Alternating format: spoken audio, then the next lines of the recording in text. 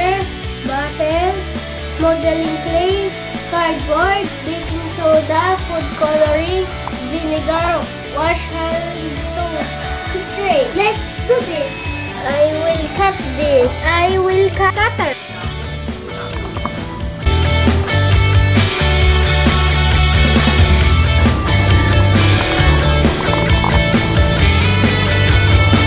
The cut button. Now we will cover this with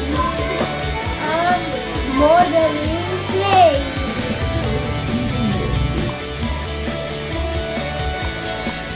These are our volcano.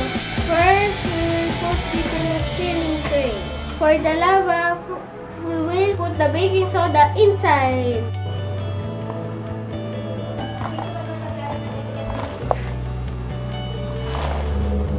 Next, we will put the liquid soap to the food color. This inside.